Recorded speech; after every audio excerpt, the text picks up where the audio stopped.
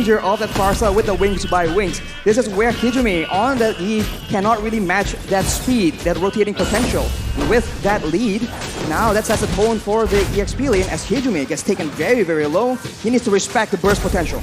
You can see the curveball already from Philippines. Usually, if you take a look at their matches from yesterday even, they always rotate around that gold lane early on. We saw that Oppi was picked up against Soriano with the same kind of strat. With, again, Imam rotating with the wings by wings over to the gold lane. The curveball set was, again, you think we're going to go to the gold lane, but we instead go to the XP lane. And that just kind of that was the moment where they were able to outsmart Indonesia early on.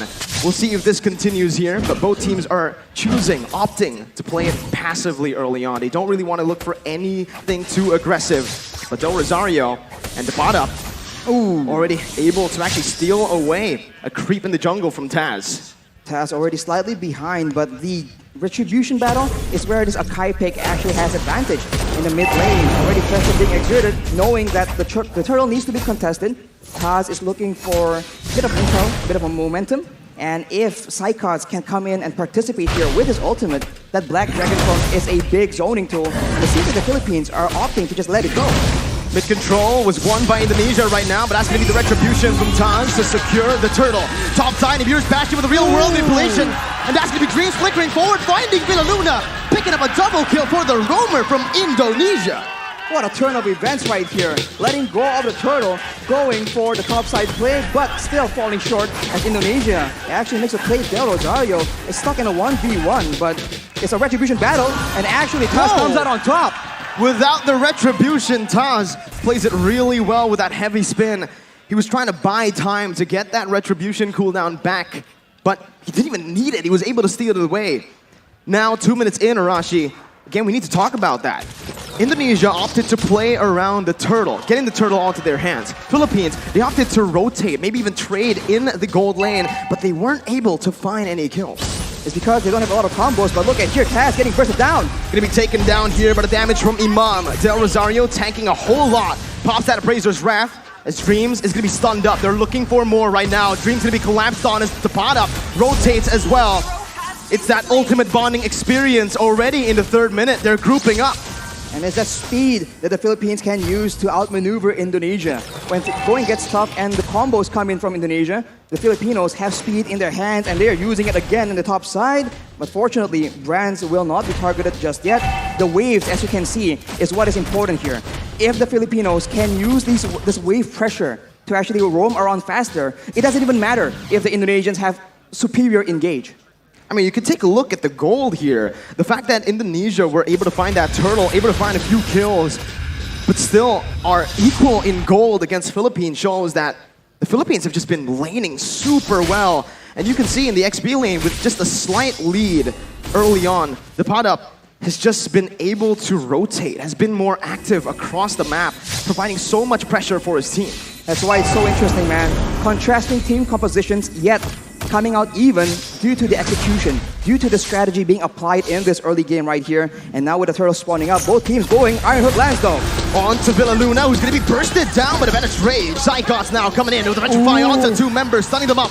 But there's no further follow-up. It's the turtle traded in for a kill, 1 for 1. And it's going to be very difficult for the Indonesians to catch Imam. He does have the Purify that saved his life in that engagement. Dreams is zoning Soriano away though, but the backup is coming down through. The Indonesians will be able to pick up the turret, but it does seem like the Philippines will not be able to find any compensation. Both teams still trading back and forth. It's still such an even game in the 5th minute here, with both teams standing at literally equal gold. It's probably just 100 gold lead, but with Indonesia getting that turret in the gold lane, they will have a little bit more pressure to play with when it comes down to that wave manipulation. They can push the waves further into the side of the Philippines. They can use the lack of vision in that top side as well. And as you can see, Dreams is already trying to find some opportunities in the top side of the jungle. But the Filipinos are rotating in that mid lane. They like doing this siege playstyle, and they can poke down any member from Indonesia. This early in the game, the resistances, the defensive items have not been completed just yet. It's the signature Ube that we've all come to know. Villaluna, though, going aggressively onto Dreams, going to be stunned up, suppressed by the Bloody Hunt as Villaluna will fall here in the 5th minute. Indonesia using this Franco really well. looking for another pick towards Imam or Depadap. But it seems like it's just the battle for that mid-control. And if this continues, the Filipinos will not have a member tanky enough to just serve as that scouting tool. Right here, the Philippines are still trying to clear the waves, look for the big pickoff, but if the Indonesians keep getting the upper hand like this, it's going to be very difficult for them to even get that vision necessary for them to set up those ambushes. You know, I think Indonesia have been responding to the rotations from Philippines with a lot of class right here. You know, with Indonesia, again, utilizing Hijume to actually lane alone in the mid lane, just having Dreams to support him in the back. But the mid control will definitely be held down by the Philippines here with a clear. Now both teams rotating over to the Turtle. 6 minutes in, Del Rosario with Philippines looking for it. Taz goes in for the heavy spin, but will be stunned up. Dreams now in the back, not going to be able to find anything, but it's going to be Psychots who finds the Petrify. It's another Petrify for the Padap. Now in a 1v5, it's Psychots who's going to be taken down. Both of the XP laners falling down. Del Rosario going to be there in the front, but it's an amazing hook over from the side of Dreams. Del Rosario taken very low, the damage coming in to support that, but it will not be enough. It's just a 1-4-2. Indonesia again with a bit of a lead, but the Turtle did go to the hands of Philippines. The Indonesians come out on top due to their superior crowd control, and this is what we're talking about. When the going gets tough, when everything is clumped up like that, the Indonesians have a bit of an advantage, at least until later on in the late game. For now, the Filipinos, they need to be very careful for that iron hook. Dreams has been very, very smart in waiting for the right opportunities. And we look at this fight right here, where both EXP laners are able to zone away their respective teams, but afterwards, the damage potential and this amazing hook from Dreams is able to get Indonesia that advantage in that fight. There's so much pressure on the shoulders of Philippines. 1-0 down already. If Indonesia wins this, it's match point. They only need one more game after to secure the victory in this grand finals. So the pressure is on for Philippines as the Iron Hook will be cancelled out there by Villaluna. Now it's Indonesia who are looking to get that mid turret. They're looking to get that mid turret, and they have pressure on the side lanes as well. So the jungle is no longer safe for Del Rosario to start farming into, and without any tanks available, as we mentioned earlier, it's going to be very difficult. Brands with the Nibiru's Passion, that's a lot of damage, but that is conversion coming in from the Philippines. That's a taunt coming in. Hijume going to be bursted down by the pod up in the back with the help of the Feather Airstrike. A 1-for-0 right now, but Indonesia, they choose to back away, not wanting to go for a 4v5. 5 seconds for the Lord, and Philippines will need to go for this right now with a man advantage. The adjustment coming in from the Philippines is so good right now. They are a team that wants to go front to back, but given the right circumstances, they understand that they can flank around and actually catch the back lines from the Indonesia off guard, but that is what Teams is able to do with the Iron Hook. A beautiful feather airstrike there to save Villaluna, but now Psychots jumps in with the Black Dragon form, able to find a Petrify, taking the kill onto Villaluna. The pod up on the backs right now, jumping in. Brand still able to cut away. Taz dealing a whole lot right now as Del Rosario and Soriano are on to the Lord. Taz looking for the steal right now at the real world, but Blake will be able to find the 2 members immobilized. Taz versus Del Rosario as the pod up comes in. That's heavy spin, but that pod up finds the steal onto the Lord. Del Rosario now trying to back off with Taz as well. The pod up still coming in, providing that escape for Del Rosario. And Philippines come out on top. They're on the back foot, but they find the fight that they require, and Dapdap with that Benedetta. Just so good, zoning everyone away, and somehow, some way, securing that turtle as well. We'll see that the real manipulation has been fought by Hijume here to zone the Filipinos away. But the Padap doesn't care. He keeps going for it, and Del Rosario is able to occupy everyone else, and that dive advantage, that backline vulnerability is showing for the Indonesians. It was super risky, Arashi. I feel like, again, they wanted to just chain their damage together. The pot up with the Phantom Slash and obviously the Retribution from Del Rosario. It caught Taz off guard, but again, that was a risky move because if Taz has read that, they would have been able to find that kill onto the Lord. The pot up, again, just dealing out that damage. He's actually doing a lot here, poking even against Indonesia where he should be just that backline threat. He is able to literally burst down Brands to half HP in the beginning of every fight, and when you're that low against a Farsa, against a Leslie, it makes it very difficult for you to have any impact at all in these big team fights. And look at that, one bolt from the Feather Airstrike is able to chunk Hijume down to half HP. That is what the Indonesians are dealing with right now, And in contrast, Hijumi has finished his glowing wand, so the poke game, the DPS is higher, but if the Filipinos can get the burst early on, it won't matter. The tides have turned. Now it's Philippines with the lead. More pressure to play with around that mid lane as well with the tier 1 taken down.